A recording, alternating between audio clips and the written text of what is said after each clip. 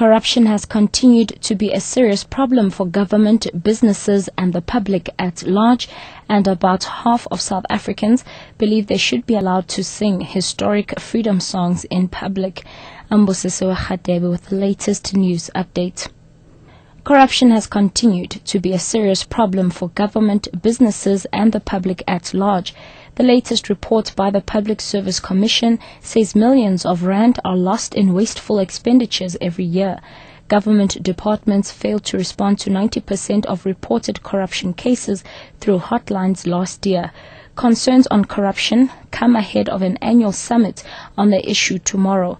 Henny van Vuren is a researcher at the Institute for Security Studies. I think many South Africans are very concerned about the high levels of corruption that we experience, we read about. We know that senior leaders of government and business, unfortunately, some people are involved in. I think that it has a dire effect in many ways, but most pressing, it robs opportunities from poor people. Resources are filtered away to line the pockets of people who are becoming richer, and if we want to tackle issues of inequality and we want to make South Africa a more just society.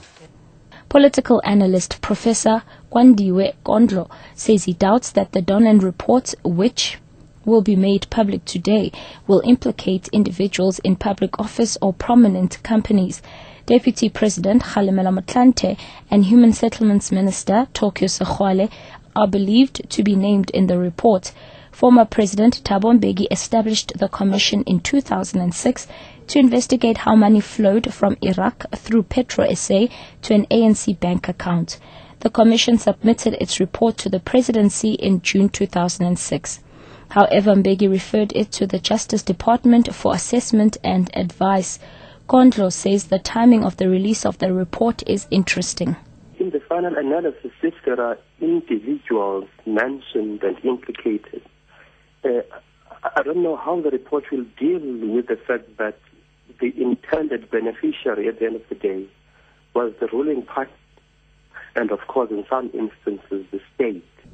Businessman Rusha Bangu has stressed that there was no corruption committed in the lease agreement for the police headquarters in Pretoria between his company and the Public Works Department.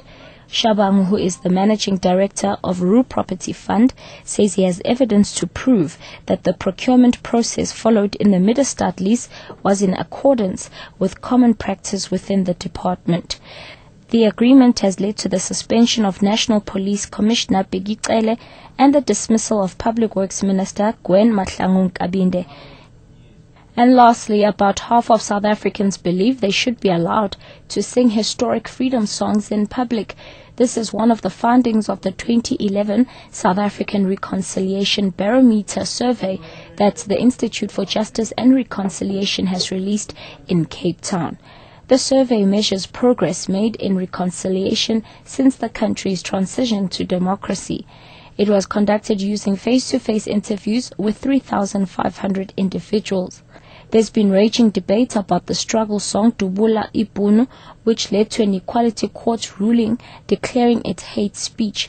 Researcher Kate Lefko-Everett. We've really found a lot of division around this issue. About half of all Black South Africans do support the singing of historic songs, and about 26% disagree. And comparatively, most white South Africans, 53%, disagree with the singing of these songs. So we really have found that it's a polarizing issue in South Africa. The survey has also found that 66% of people believe that national reconciliation is necessary, and the gap between the rich and the poor is the biggest contributor to poor social cohesion. Catch the latest news anytime here on Newsbreak, Option 1.